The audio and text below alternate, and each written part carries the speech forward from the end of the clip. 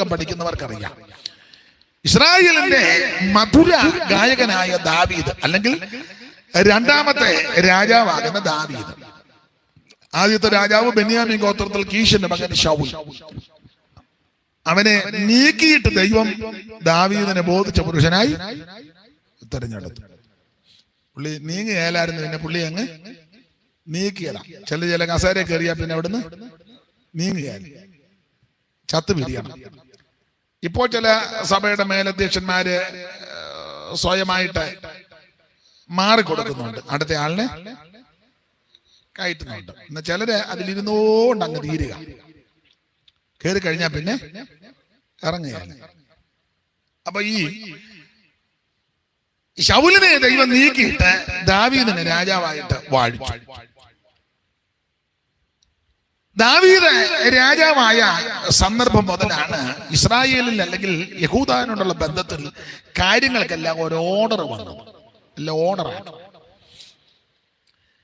എന്നാൽ ശൗല് മരിക്കുന്നതിന് മുമ്പ് ദാവീദിനെ തൈലക്കൊമ്പിലെ തൈലം കൊണ്ട് അഭിഷേകമെല്ലാം ചെയ്തെങ്കിലും, ദാവീദ് അഭിഷേകം പ്രാപിച്ചെങ്കിലും ശൗൽ ഈ പൊസിഷൻ ഇരിക്കുന്നത് കൊണ്ട് എന്നും പ്രശ്നമായിരുന്നു, എന്നും പ്രശ്നം. അതെല്ലാം ദൈവം പരിഹരിച്ചു. ഒടുവിൽ ദാവീദിനെ രാജാവായി അഭിഷേകം ചെയ്തു. ദാവീദ് രാജാവായിട്ട് വാഴുന്ന കാലത്ത് തന്റെ മകനാകുന്ന ശലോമോന്, അബ്ശാലോമിന്, തന്റെ മകൻ അബ്ശാലോമിന് രാജാവാകണം, ഈ കസേര കയറണം, അധികാരം കൈയടക്കണം. ആ ഭാഗം വേദപുസ്തകം പഠിക്കുന്നവർക്കറിയാം. അത് അപ്പനെ തട്ടിയിട്ടാന്തേലും കസേര കൈക്കലാക്കണം. അങ്ങനെ ആഗ്രഹമുള്ള ധാരാളം ആൾക്കാരുണ്ട്.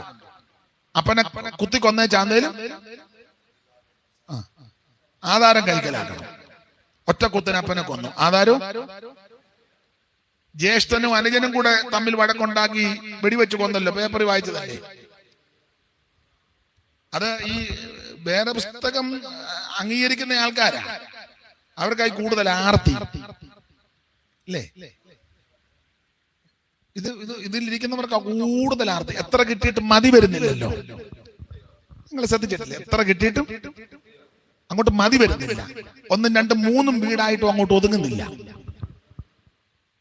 മതി വരുന്നില്ല. ഏക്കർ കണക്കിന് കിടക്കുക. എന്നിട്ട് പിന്നെയും കാറെ പോകുമ്പോ നോക്കുക, അച്ചായ നല്ല സ്ഥലമാണ് കേട്ടോ.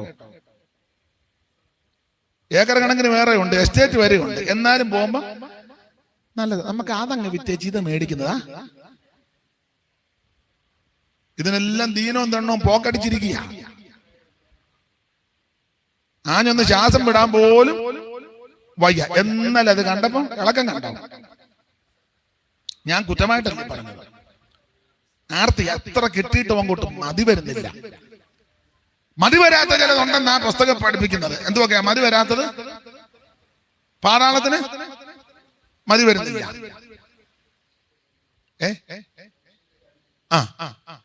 വന്ധ്യയുടെ ഗർഭപാത്രത്തിനും മതി വരുന്നില്ല. മതി വരാത്തതിനും എത്ര കിട്ടിയിട്ടും തൃപ്തി വരുന്നില്ല. പണ്ട് പൂന്താനം എഴുതിയ ഒരു ഭാഗമുണ്ട്. അർത്ഥം എത്ര വളരെ ഉണ്ടാകലും തൃപ്തിയാകാം മനുഷ്യനൊരു കാലം, 10 കിട്ടുകിൽ 100 മതിയെന്നും ശതമാകിൽ സഹസ്രം മതിയെന്നും. അർത്ഥം പണം എത്ര കിട്ടിയിട്ടും മതി വരുന്നില്ല. എത്ര ബാങ്കിലാ ഫിക്സഡ് ഇട്ടേക്കുന്നത് എന്ന് നിങ്ങളുടെ കാര്യമല്ല. നിങ്ങള് ഞാൻ കാഞ്ചി പൈസ പോലില്ല, ബാക്കി ഞങ്ങളെ നോക്കി. ഇത് ലൈനിലുള്ള ആൾക്കാരുണ്ട്, കാഞ്ഞ വിത്തുകൾ ഇതിനകത്തുണ്ട്. അവരുടെ കാര്യമാണ് ഞാനീ പറയുന്നത്. നിങ്ങൾ മുഴുവൻ തൂതും നിങ്ങൾ എടുക്കണ്ട, നിങ്ങൾ അവർ കൂടെ കൊടുക്ക്. നിങ്ങൾക്ക് ആവശ്യമുള്ളത് നിങ്ങൾ എടുക്കണം. ഓരോരുത്തരുണ്ടല്ലോ, അവർക്ക് ആവശ്യമുള്ളത് അവനങ്ങ് നമ്മൾ ഈ ബൊഫേ സിസ്റ്റം കാട്ടിട്ടില്ലേ. അപ്പൊ നമ്മൾ ഇങ്ങനെ എല്ലാം നിരത്തി വെച്ചിരിക്കാം. നമുക്ക് ആവശ്യമുള്ളത് അപ്പുറം പപ്പടം മറുത്ത് വെച്ച്, കാരണം പ്രഷറുള്ള കുഞ്ഞുഞ്ഞിന് പപ്പടം വേണ്ട, പുള്ളി തൊടുകയില്ല.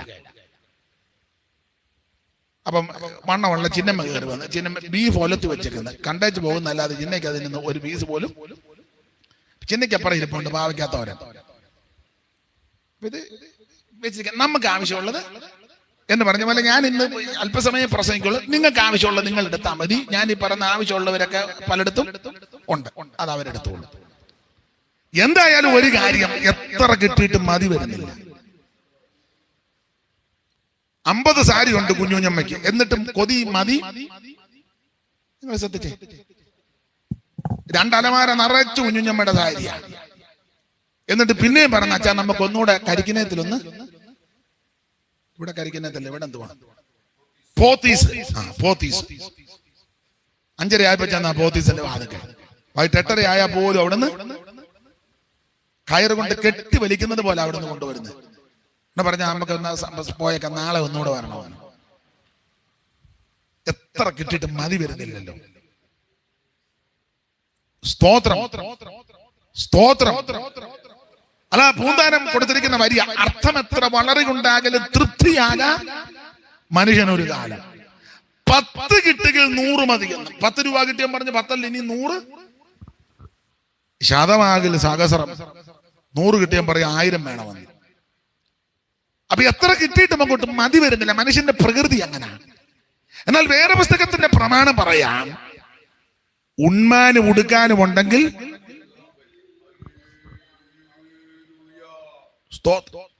ഒന്നും നാമികെ കൊണ്ടുവന്നില്ല,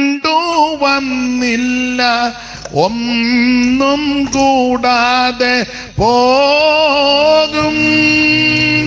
ഒന്നും നാമികെ കൊണ്ടുവന്നില്ല, ഒന്നും കൂടാതെ പോകും. സമ്പാദിച്ചതു പിന്നിൽ തള്ളണ നമ്പിക്കൂടല്ലേ ലോകം. സമ്പാദിച്ചതു പിന്നിൽ തള്ളണം നമ്പിക്കൂടല്ലേ.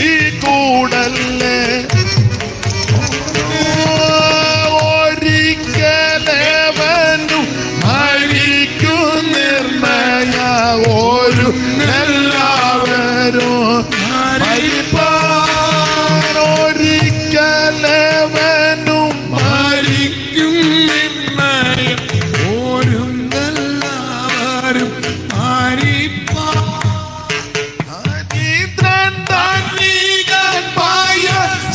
ശിശുവും മരിക്കുന്നില്ലയോ ലോകേ.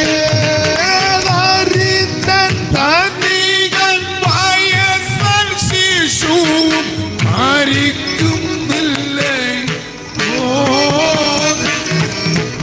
4 വിരലെ മർത്യനായുസു നിൽക്കുന്നോരെല്ലാം.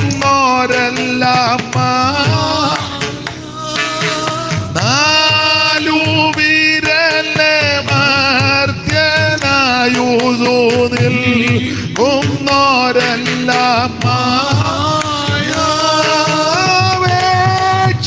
നിഴലിൽ നടന്നുതങ്ങൾ നാൾ കഴിക്കുന്ന കഥ പോലെ.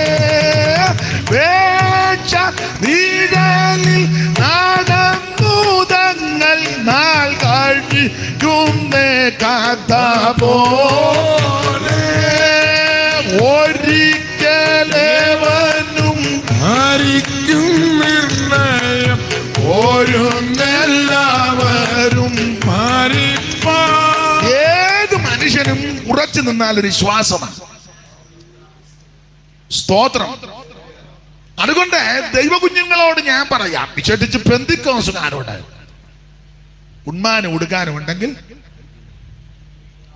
പിന്നെ നിന്റെ ആവശ്യങ്ങളൊക്കെ നടത്തി തരാൻ ദൈവം വിശ്വസ്തനാണ്.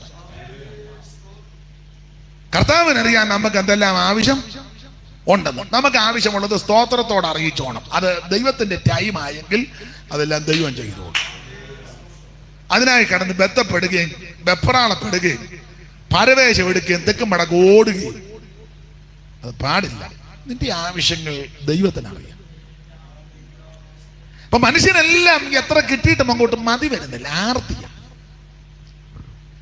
അപ്പൊ ഈ അബ്ശാലോമിന് കസേര കിട്ടണ, അധികാരം കിട്ടാൻ വേണ്ടി എന്തും ചെയ്യും. അങ്ങനെയുള്ള സ്വന്തം സഹോദരനെ കൊലയ്ക്ക് കൊടുക്കും, അപ്പനെ അമ്മയെ ഉപേക്ഷിക്കും. ഞാൻ പ്രായമുള്ള മാതാപിതാക്കളോട് പറയുന്നുണ്ട്, പിള്ളേരുടെ പേര് വസ്തു ഒന്നും എഴുതി കൊടുക്കരുത്. കൊടുത്തു കഴിഞ്ഞാൽ അവസാനം കൊച്ചുങ്ങൾ ഇത് കൊണ്ടുപോകും നിന്നെ വൃദ്ധസദനത്തിലിടും. എത്ര എണ്ണ ഇപ്പം കിടക്കുന്നത്? ഇഷ്ടം പോലെ. അതുകൊണ്ട് ഞാൻ നിങ്ങളോട് അച്ഛനും മക്കളുണ്ടോ? ഉണ്ടല്ലോ. അലോഗ്യം ഉണ്ടാക്കാൻ പറഞ്ഞ കേട്ടോ അമ്മേ, കൊടുക്കരുത്, എഴുതി കൊടുക്കരുത്. പിള്ളേർക്കുള്ളതാ. കർത്താവിന്റെ വരവ് താമസിച്ചാൽ അതിനു മുമ്പ് നമ്മൾ പോകുന്നുണ്ടെങ്കിൽ എഴുതുമ്പോൾ ഇങ്ങനെ നേരത്തെ ക്രമപ്പെടുത്തണം. അത് നല്ലൊരു വെണ്ടറിനെ വിളിച്ച് വിവരമുള്ള ഒരാളെയും കൂടെ വിളിച്ചേച്ച് പറയണം, എന്റെയും അവളുടെയും കാലശേഷം. അങ്ങനെ വെക്കാവുള്ളൂ. അതിനിടയ്ക്ക് പിള്ളേർ എന്തെങ്കിലും വൃത്തികേട് കാണിച്ചാൽ ഞങ്ങളുടെ ഇഷ്ടത്തിന് ചെയ്യാൻ.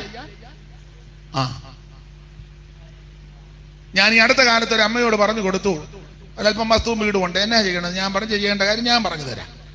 പിള്ളേർ നോക്കുന്നില്ലെങ്കിൽ, അന്വേഷിക്കുന്നെങ്കിൽ, വരുന്നില്ലെങ്കിൽ, സഹകരിക്കുന്നില്ലെങ്കിൽ, യോജിക്കുന്നില്ലെങ്കിൽ ചെയ്യേണ്ട കാര്യം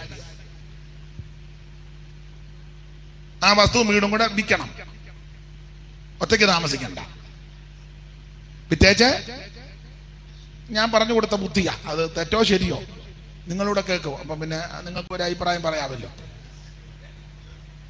അത് ന്യായമായ വിലയ്ക്ക് നഷ്ടം വരാത്ത വിധത്തിൽ വിറ്റ് ആ കാശ് കൊണ്ട് അത്യാവശ്യമായിട്ട് ഒറ്റയ്ക്ക് താമസിക്കാൻ ബന്ധപ്പാട് ഉള്ളതാണെങ്കിൽ ഇപ്പോഴത് ഈ ഫ്ലാറ്റ് സിസ്റ്റം ഉണ്ടല്ലോ, വലിയ. അപ്പൊ അവിടെ ഇഷ്ടം പോലെ ഫാമിലി കാണും, വാച്ച്മാൻ കാണും. ചിലടത്ത് ഒരു ബെല്ലടിച്ചാൽ മതി, അന്നേരം ആള്. അപ്പൊ ഒരു 1 റൂം കിച്ചൺ അത് മതി.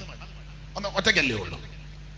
മേടിച്ച് ഒന്ന് പേരിലെടുത്തുകയോ അല്ലെ വാടകയ്ക്കോ എടുത്തേച്ച് ബാക്കി പൈസ ബാങ്കിലിടണം.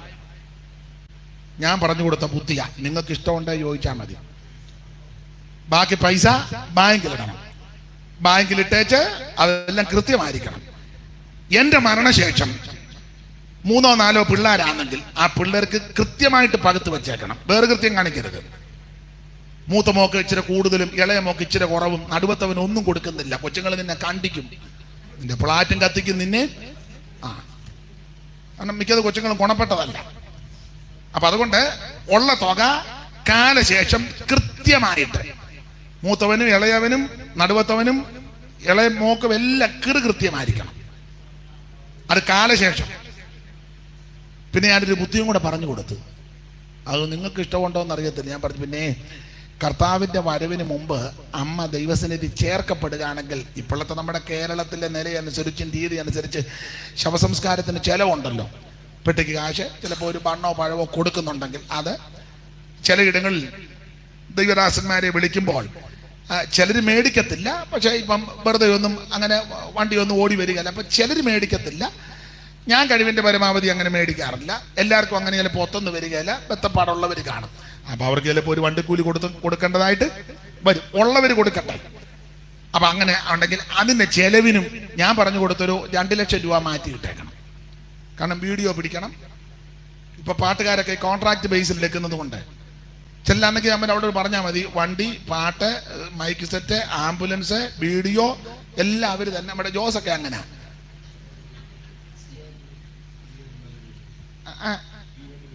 ഈ എന്തുവാ അതുപോലെ. അതാ ഈ അടുത്ത കാലത്ത് ഞാൻ ജോസിനെ വിളിച്ച്, ജോസ് പറഞ്ഞു മുഴുവൻ ഞാൻ ഏറ്റെടുത്ത് പറഞ്ഞു. പെട്ടിയുടെ കളർ വരെ പറഞ്ഞു. അവസാനം പറഞ്ഞു, ഇല്ല കയറില്ല അച്ഛാ, ഞാൻ കയറും കൊണ്ടുവന്നോളാന്ന് പറഞ്ഞു. കുടിയിലോട്ട് ഇറക്കാൻ നമ്മൾ കയറ് പിടിച്ച് കയറ് വരെ ജോസ് കൊണ്ടുവന്നു. നമ്മുടെ കലയവരത്തെ ജോസ് കണ്ടമാനം തുകയും മേടിച്ചില്ല. ന്യായമായിട്ടാണ് ജോസ് മേടിച്ചത്. ഇനി എന്നോടായതുകൊണ്ടാണോ എന്നറിയത്തില്ല. അപ്പൊ അതിന് ചെലവില്ലേ? അപ്പൊ ഞാൻ ഈ അമ്മയോട് ബുദ്ധി പറഞ്ഞു കൊടുത്ത്, അപ്പൊ ഈ ഫിക്സഡ് ആയിട്ട് ഇടുന്നതിന്റെ ഒരു 2 ലക്ഷം രൂപ എങ്ങനെ ഇപ്പോഴത്തെ രീതി അനുസരിച്ച് അത് അല്ല. പിന്നെ അടക്കത്തിന് പിള്ളേർ പിന്നെ അടി ഉണ്ടാക്കും. പെട്ടി നീ മേടിക്കടാ, ഞാൻ പൂ മേടിച്ചിട്ടുണ്ട്. ഉടനെ മോള് പറയാം, ഞാൻ സ്ക്രാഫ് 15 രൂപയേ ഉള്ളൂ. ഇതിനൊക്കെ ബഹളം ഉണ്ടാക്കും. അപ്പൊ ഒരു അലോഗ്യോ ഉണ്ടാകരുത്. അതെല്ലാം കൃത്യം. അപ്പൊ ഞാൻ ബുദ്ധി പറഞ്ഞു തന്നത് കാലശേഷമെന്നേ വെക്കാവുള്ളൂ. ചിലപ്പോൾ പിള്ളേർ വന്ന് പറയും, പപ്പ ലോൺ എടുക്കണം, പപ്പായുടെ പേര് ഇരുന്നാൽ ലോൺ കിട്ടുകയില്ല. പപ്പായ്ക്ക് ഇപ്പോൾ 78 അമ്മച്ചിക്ക് 76 ഉണ്ട്. നിങ്ങളുടെ പേര് വെച്ച ലോൺ ഞങ്ങളുടെ പേരിലോട്ട് തരികയാണെങ്കിൽ പെട്ടെന്ന് കൊടുക്കരുത്. ലോണൊന്നും കൊടുക്കരുത്. നീ വെട്ടിന് അവസാനം നിർബന്ധിച്ച് നിനക്ക് ചിലപ്പോൾ ചോക്ലേറ്റ് കൊണ്ട് തരും. കൊച്ചുങ്ങളെ അപ്പാ നമുക്ക് ബീച്ച് വരുമെന്ന്. പപ്പ ഒത്തിരി നാളായില്ലോ ബീച്ച് പോയിട്ട്. ബർമുഡായിട്ടോ അമ്മച്ചി അമ്മീഡിയും കൊണ്ടിട്ടോ നമുക്ക് നിങ്ങളെ 2 പേര് വീഗാലാൻഡിൽ കൊണ്ടുപോകാം. കുടലിനകത്തൂടെ തള്ള താഴോട്ട് വന്നപ്പോ വീഗാലാൻഡ്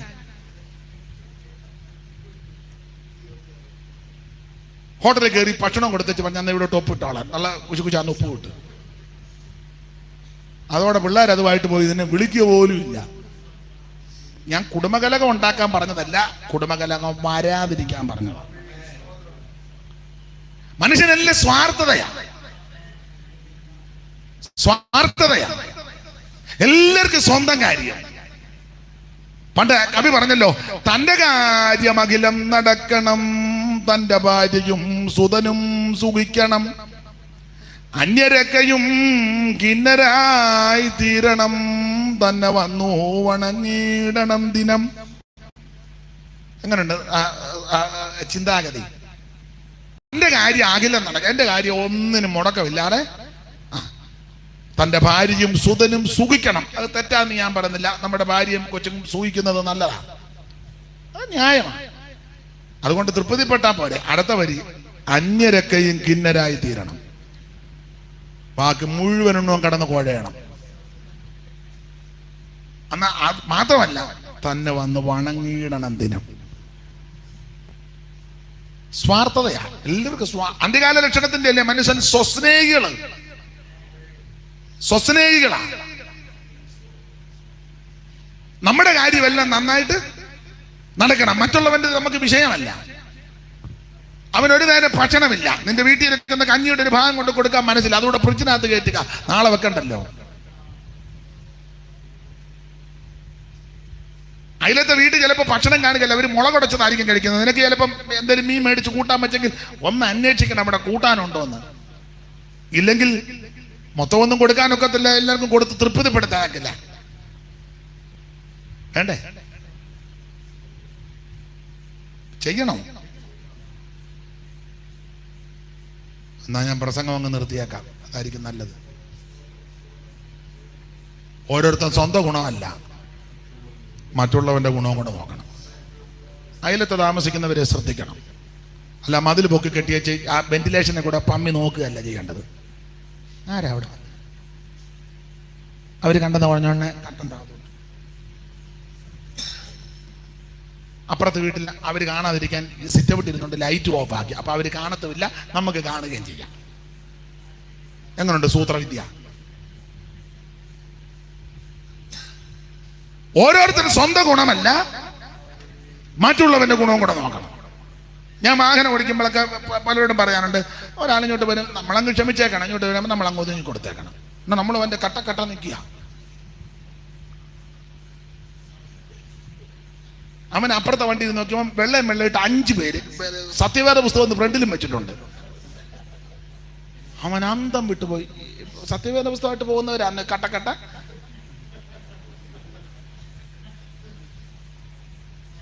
എന്നിട്ട് ഇവിടെ വന്ന സബ്ജക്റ്റാ നമ്മുടെ ഇന്നത്തെ സബ്ജക്റ്റ്, ദീർഘക്ഷമ. വായിച്ചാട്ടെ.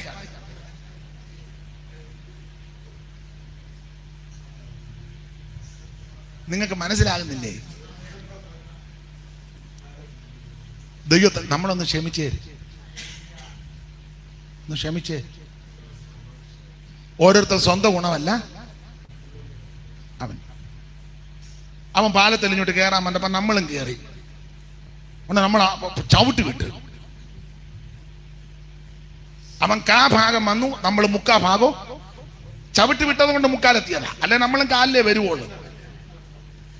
ഉടനെ അവൻ ലൈറ്റ്, രാത്രിയാ ലൈറ്റ് കെടുത്ത്, നമ്മൾ ഉടനെ ലൈറ്റ് വല്ല ഓഫ് ആക്കിയിട്ട് അനങ്ങാതെ കിടക്കുക.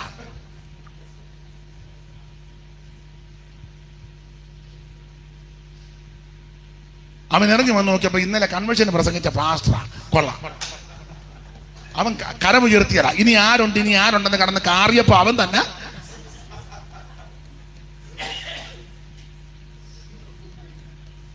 അല്ല, ഞാൻ ന്യായമായ കാര്യം പറഞ്ഞതാ. സ്തോത്രം. ഓരോരുത്തരും സ്വന്തം ഗുണമല്ല, മറ്റുള്ളവർ. ഞാൻ ശിവപാസ്റ്റോട് ഞങ്ങൾ ഇങ്ങനെ യാത്ര ചെയ്യുമ്പോൾ ഞങ്ങൾ ഈ കാര്യമൊക്കെ സംസാരിക്കും. നമ്മൾ അവനെ വെട്ടിച്ച് മുന്നിൽ കയറ്റി അവനെ ഒതുക്കി വാലുകൊണ്ടെന്ന് അടിക്കാൻ നോക്കിയേച്ച് നമ്മൾ ചെന്നപ്പം നമ്മളങ്ങ് മുന്നേ ചെന്ന് കൺവെൻഷന് ചെന്ന് സ്റ്റേജ് ആയിരിക്കുമ്പം അവൻ പുറകെ വന്ന് ഫ്രണ്ട് ഇരിക്കുന്നു, കൺവെൻഷന് കൂടാൻ വന്നവനാ.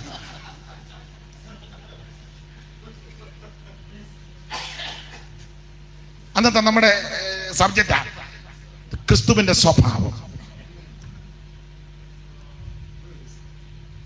എങ്ങനുണ്ട്? ദൈവത്തിന് മഹത്വം. എല്ലാവരും വളരെ ശ്രദ്ധിച്ചോണം. ഞാൻ എന്നെയും കൂടെ പ്രതിയാക്കിയായി പറയാനേ. ദൈവത്തിന് മഹത്വം. ചിലപ്പോൾ നിനക്ക് നഷ്ടം വരും, നീ പോഷനായി തീരും. ചിലപ്പോൾ നിന്നെ എല്ലാവരും പഠിക്കും. പിള്ളേരും നാട്ടുകാരും ചാർച്ചക്കാരും ഒക്കെ പറയും ഞങ്ങളുടെ പപ്പായിക്ക് കഴിവില്ലെന്ന്. അങ്ങനെ ഇരുന്നോട്ടെ, അങ്ങനെയൊക്കെ പറയും. പപ്പായിക്ക് കഴിവില്ല. ചിലടത്ത് തള്ളയും കൂടെ പറയും. നിങ്ങൾക്ക് ഇപ്പോഴാണ് പിടി കിട്ടിയത്, ഞാൻ കഴിഞ്ഞ 35 കൊല്ലമായിട്ട് നിങ്ങൾക്ക് ഇപ്പോഴേലും ബോധ്യപ്പെട്ടല്ലോ. ഞാൻ നിങ്ങളോട് കൊച്ചിലേ പറയുമ്പോൾ നിങ്ങളെല്ലാം പപ്പയുടെ സൈഡായിരുന്നല്ലോ. ഇപ്പൊ നിനക്ക് പിടി കിട്ടിയല്ലോ കഴിവില്ലെന്ന്. അപ്പൊ കൊച്ചുങ്ങളെ മച്ചത്താക്കി. പുള്ളി തിന്നായിരുന്നു മോളിന്ന് വിളിച്ച അമ്മയും മക്കളും അകത്തുനിന്ന് മിണ്ടുകയല്ല. പുള്ളി ഇച്ചിരി ചൂടുവെള്ളത്തിനാണ് വിളിക്കുന്നത് മോളി വിളിച്ച് സൈ കിടമ്പോ അകത്തിരുന്ന് പിന്നെ കോളി എന്താ ഇച്ചിരി ചൂടുവെള്ളം. അതിനെ എത്ര ചൂടുവെള്ളം? കഴിവില്ലല്ലോ. ആൾക്കാർ പറയാൻ കഴിവില്ലെന്ന്, മിടുക്കനല്ലെന്ന് പറയാം. അങ്ങനെ ഇരുന്നോട്ടെ. പക്ഷെ നിന്നെ അറിയുന്നൊരു ദൈവമുണ്ട്, നിന്നെ നല്ലതുപോലെ അറിയുന്നൊരു ദൈവമുണ്ട്. Praise the Lord. ദൈവം നിന്നെ കൈവിടുകയില്ല. ദൈവം ഇസ്രായേലിന് നിർമ്മല ഹൃദയമുള്ളവർക്ക് നല്ലവനാകുന്നു നിശ്ചയം. ഇത് കൂടുതൽ എന്തോ വാക്യമാ. നിർമ്മല ഹൃദയന്മാർക്ക് ദൈവം അതാൽ നല്ലവനതിനില്ലൊരു വാദം. നിർമ്മല ഹൃദയന്മാർക്ക് ദൈവം അതാൽ നല്ലവനതിനില്ലൊരു വാദം. എന്നാൽ ദുർമതികൾ തൂക്കികള മേമുമതിലിടറിയ ഉള്ളം. എന്നാൽ ദുർമതികൾ തൂക്കികള മേമുമതിലിടറിയ ഉള്ളം.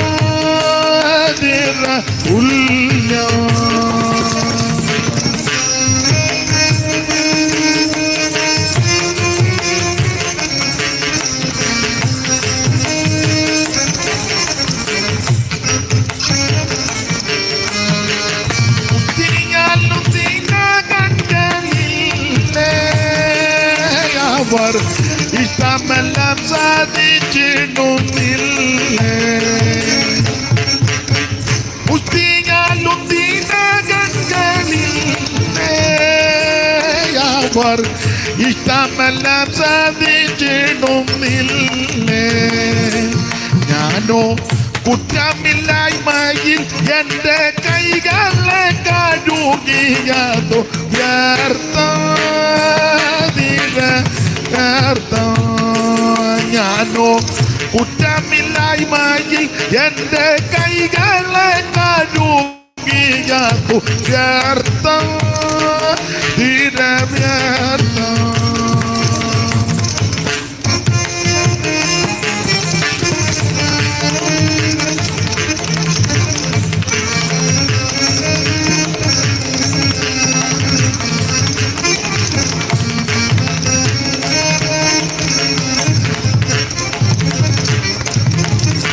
ദൈവം ഇസ്രായേലിന് നിർമ്മല ഹൃദയമുള്ളവർക്ക് നല്ലവനാകുന്നു നിശ്ചയം. നിർമ്മല മനസ്സാക്ഷിയോടെ, നിർമ്മല വിശ്വാസത്തോടെ, നിർമ്മലതയോടെ ജീവിക്കുന്ന ദൈവത്തിന്റെ പൈതലെ, നിനക്ക് നിന്റെ കുടുംബത്തിന് ദൈവം നല്ലവനാണ്. ഒരു ദോഷവും വരാൻ ദൈവം അനുവദിക്കത്തില്ല. നിന്റെ സന്തതിക്ക് ദോഷം വരികയില്ല, നിനക്ക് ദോഷം വരികയില്ല. ആകാശമുള്ള കാലത്തോളം നിന്റെ കുടുംബത്തിനും സന്തതിക്കും ദോഷം വരാൻ ദൈവം അനുവദിക്കത്തില്ല. അറിയാത്ത വഴിയും വാതിലും ദൈവം തുറന്നു തരും. എങ്ങനാ ഒരുക്കുന്നത്, എങ്ങനാ തുറക്കുന്നത് എനിക്ക് നിങ്ങൾക്ക് അറിയാലോ. പക്ഷെ ദൈവത്തിന് 1000 വഴിയുണ്ട്. നീ പോകുന്നിടത്ത് ഒരു ദോഷവും നിനക്ക് വരികയില്ല. Praise the Lord. ഞാൻ ഓടിച്ചങ്ങ് നിർത്താം, അധികം പറയുന്നില്ല. ദൈവം പിന്നീട് ഒരിക്കലാകട്ടെ. അബ്ശാലോമിന് അധികാരം കിട്ടണം, അതിന് സൂത്രം ഒപ്പിച്ചതാണ്. ആ സൂത്രം ഒപ്പിക്കാൻ വേണ്ടി ദാവീദിനെ ഒത്തിരി ഉപദ്രവിച്ചു, പീഡിപ്പിച്ചു. അങ്ങനെ ദാവീദ് അബ്ശാലോമിനെ പേടിച്ച് ഓടിപ്പോയപ്പോൾ പാടിയ സങ്കീർത്തനമായി 4-ാം സങ്കീർത്തനം. 3-ഉം 4-ഉം ഒക്കെ അന്നേരം പാടിയതാ. ആ 3-ാം സങ്കീർത്തനത്തിന്റെ ഹെഡിക്ക് കിടപ്പുണ്ട്, ദാവീദ് തന്റെ മകനാകുന്ന ഈ അബ്ശാലോമിന്റെ മുമ്പിൽ നിന്ന് ഓടിപ്പോയപ്പോൾ പാടിയ സങ്കീർത്തനം എന്ന 3-ാം സങ്കീർത്തനത്തിന്റെ ഹെഡിങ്ങിൽ കിടക്കുന്നത്.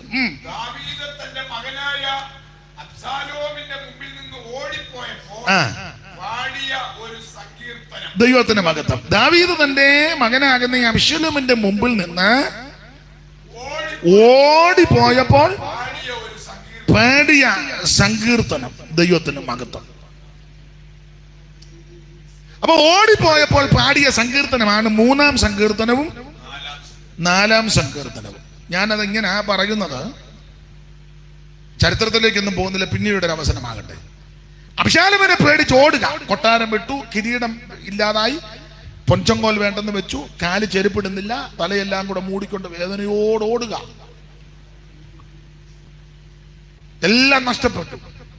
ഉണ്ടായിരുന്ന കസേരയും പോയി, ഉടുതുണിക്ക് മറുതുണിയില്ല, കിരീടവും പോയി, ചെങ്കോലും പോയി, അധികാരവും പോയി, പിന്നെ കൂടെ ഓടാൻ കുറെ പ്ലേത്തിരും ക്ലേത്തിരും ഇതുങ്ങളുമായിട്ടായി ഓടുന്നത്. പക്ഷേ ദാവീദിന്റെ ഒരു വിശേഷമാണ്, എല്ലാം നഷ്ടപ്പെട്ടവനായി, എന്റെ ഭാഷ പറഞ്ഞ പേപ്പട്ടി ഓടുമ്പോൾ ഓടുക.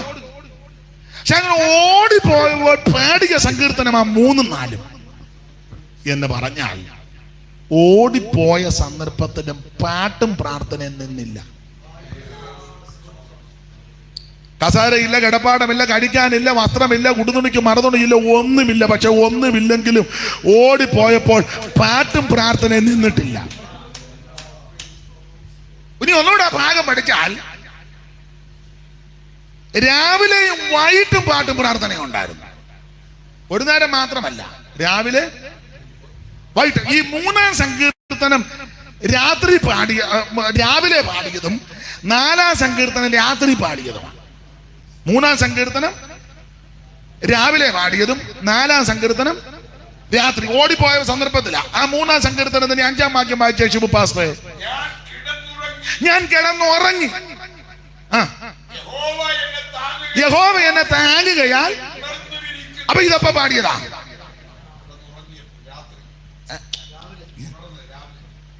ഞാൻ കിടന്നുറങ്ങി, യഹോവ എന്നെ താങ്ങിയിരിക്കാൻ. ഇപ്പം അപ്പൊ എപ്പ പാടിയതാ? രാവിലെ പാടിയതാ.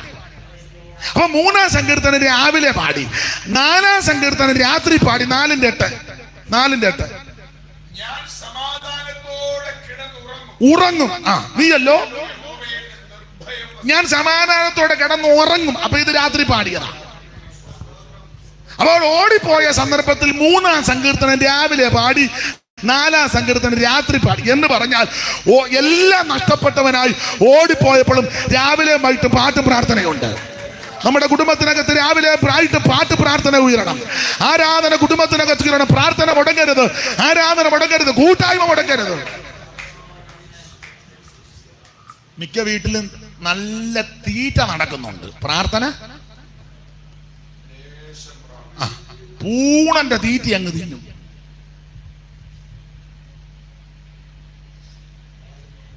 കഴിക്കരുതെന്ന് ഞാൻ പറയത്തില്ല, കഴിച്ചോ. പക്ഷെ ദൈവസന്നിധി ഇരിക്കണ്ടേ. എന്നാൽ ചില വീടുകളിലുണ്ട്, അതിന്റെ അറിയാനുമുണ്ട്.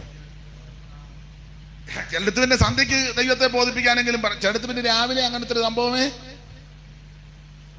ഫോണടി കേട്ടോണ്ടായിരുന്നേക്കുന്നത്. പിന്നെ അതുമായിട്ട് അങ്ങ് പോകുക. പിന്നെ അങ്ങ് തിരക്കായി.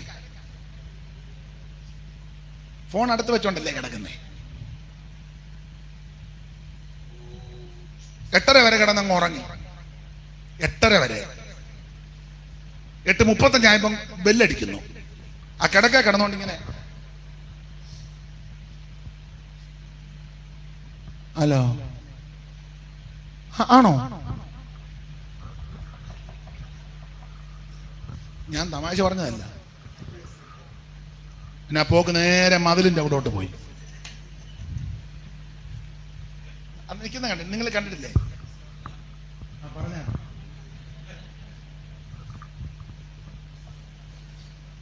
നീ ഗുണമാകുകയല്ല. പണ്ട് CK ദാനിയേൽ അവർ പറഞ്ഞതുപോലെ ഗുണമാകുകയില്ല എന്ന് പ്രസ്താവിച്ചു കൊള്ളുന്നു. സ്തോത്രം. എന്റെ കുടുംബത്തിനകത്ത് രാവിലെയും വൈകിട്ട് പ്രാർത്ഥന ഉയരണം, ആരാധന ഉയരണം, ദൈവത്തെ സ്തുതിക്കണം. എല്ലാ സാഹചര്യങ്ങളും അനുകൂലമാകുമ്പോഴല്ല പാട്ടും പ്രാർത്ഥനയും. ഉടുതുണിക്ക് മണതുമില്ല, കയറി കിടക്കാൻ ഇടമില്ല, കസേരയില്ല, അധികാരമില്ല, ഭക്ഷണമില്ല, ഒന്നുമില്ല. പക്ഷെ ഒന്നുമില്ലാഞ്ഞ ആ സന്ദർഭത്തിലും പാട്ടും പ്രാർത്ഥന നടക്കുന്നത് വീട്ടിലല്ല, മരുഭൂമിയിലാണ്. പെരക്കാത്തൊന്നുമല്ല പ്രാർത്ഥന. ദാവീദിന്റെ പ്രാർത്ഥന അബ്ശാലോമിനെ പിടിച്ച് ഓടുക.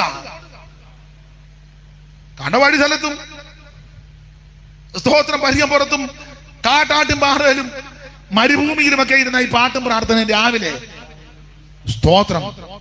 നമുക്ക് പ്രാർത്ഥിക്കണമെങ്കിൽ എന്തെല്ലാം സാഹചര്യങ്ങൾ? മൈക്ക് സെറ്റ് വേണം, സിസ്റ്റം നന്നായിട്ട് നമുക്ക് വർക്ക് ചെയ്യണം. സ്തോത്രം. പിന്നെ ലൈവ് നന്നായിട്ട് ക്ലിയർ ആയില്ലെങ്കിൽ ചെല്ലി പ്രാർത്ഥിക്കുകയല്ല. പിന്നെ ചിലക്ക് പ്രാർത്ഥിക്കണമെങ്കിൽ മൈക്ക് വന്നേ. ഞാൻ ചിലടത്ത് കണ്ടിട്ടുണ്ട്, മൈക്ക് അല്ലെങ്കിൽ അവരിങ്ങനെ വെയിറ്റ് ചെയ്യുക. അച്ചായനും മൈക്കൊന്നും നോക്കില്ല, അച്ചായൻ അങ്ങ് പ്രാർത്ഥിക്കും, പിന്നെ കൈ കൊണ്ട് തിരികെ കൊടുക്കുകയായിരുന്നു. ഞാൻ ഇവിടുത്തെ കാര്യം ഉദ്ദേശിച്ചല്ലി പറഞ്ഞത്. ഞങ്ങളുടെ അവിടെ ഉണ്ട്, മൈക്കില്ലെങ്കിൽ പ്രാർത്ഥിക്കാന്ന് പറയാൻ പിന്നെ വെയിറ്റ് ചെയ്യാം, മൈക്ക് നോക്കി നിൽക്കുക. ജനിച്ചപ്പോൾ മുതൽ മൈക്കിനകത്തൂടല്ലേ പ്രാർത്ഥിക്കുന്നത്.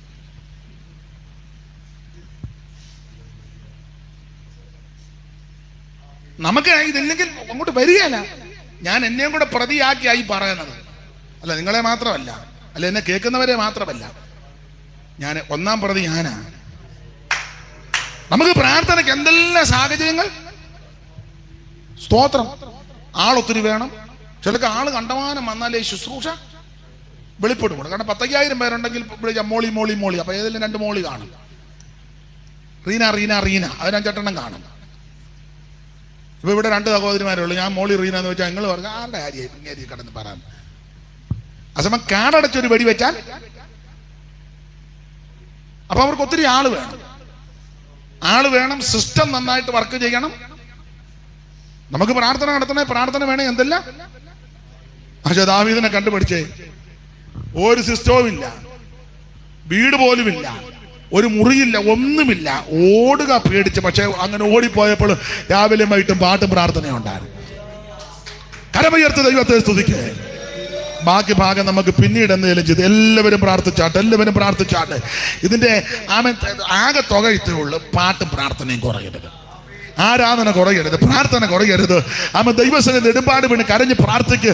നിനക്ക് ദോഷം വരാൻ ദൈവം അനുവദിക്കത്തില്ല. എല്ലാവരും പ്രാർത്ഥിച്ചാട്ടെ. ദൈവത്തിന് മഹത്വം, ദൈവത്തിന് കാലം മുഴുവൻ നീ കൈവിടാതെ കൺമണി പോലെ കാത്തു കാലം മുഴുവൻ നീ കൈവിടാതെ കൺമണി പോലെ കലങ്ങിയുള്ള തീരും നേരം കലങ്ങിയുള്ള അരികിൽ വന്നേ ആശ്വാസം അരികിൽ വന്നേ